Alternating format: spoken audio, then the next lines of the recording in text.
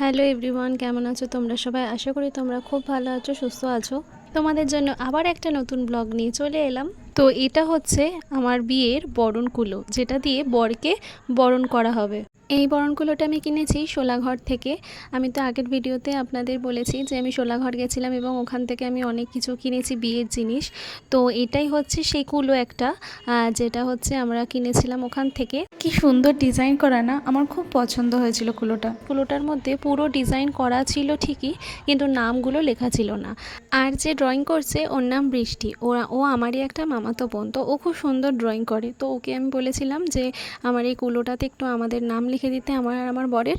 তো ও নামও লিখে দিয়েছিল আর তার সাথে পাশে কিছু ডিজাইনও করে দিয়েছিল। তো এই রকম ডিজাইন করা ছিল বলে এই কুলোগুলোর দাম কিন্তু আমার একটু বেশি লেগেছিল। দেখতে যদিও বা খুব সুন্দর লাগে, কিন্তু প্রাইসটা অনেকটাই বেশি লেগেছে আমার। তো এই কুলোটার প্রাইস নিয়েছিল 790 টাকা। আর এর সাথে কিনেছিলাম আর একটা কুলো, যেটা হচ্ছে খৈদানের কুলো। তো সেটা কিনেছিলাম বড়বউ কুলো। এরকম এখন কুলোগুলো বেরিয়েছে, খুব সুন্দর লাগে। আর এই পাশে ছিল এটা বড়বউ তত্ত্বসূচি।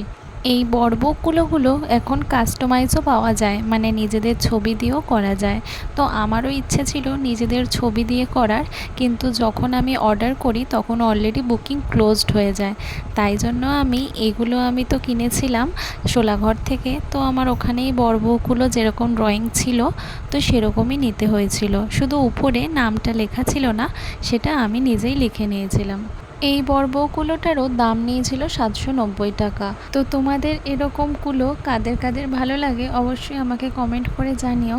আমার তো এরকম টাইপের কালার করা এবং ডিজাইন করা কুলো খুবই পছন্দ, আমার খুবই ভালো লাগে। আমার খুবই ইচ্ছা ছিল কাস্টমাইজ করে নিজেদের ছবি দিয়ে করার, বাট সেটা আর হয়ে ওঠেনি, কারণ আমি অনেক দেরি করে ফেলেছিলাম। তো তারপর আসি যে এই আমার গাছকৌটোটার ডিজাইন নিয়ে। তো এইটা বৃষ্টি করে দিচ্ছিল।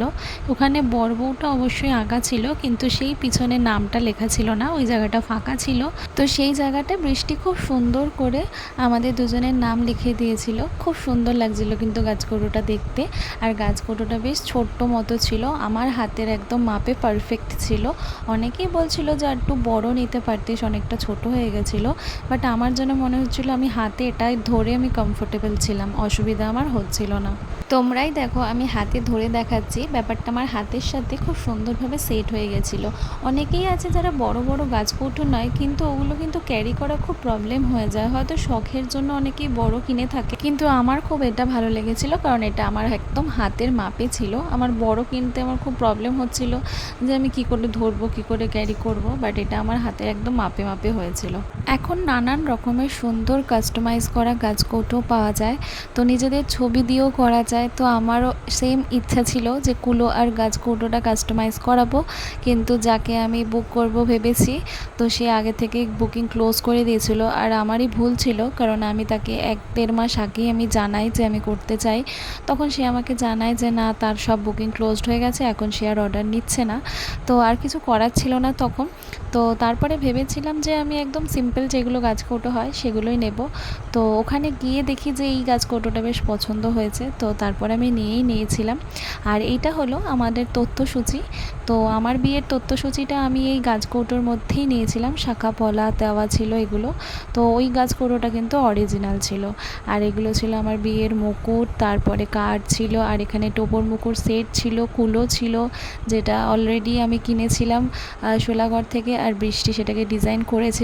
এখন তথ্যসূচিগুলো খুব সুন্দর সুন্দর কাস্টমাইজ করা পাওয়া যায়, আমারও খুব ভালো লাগে।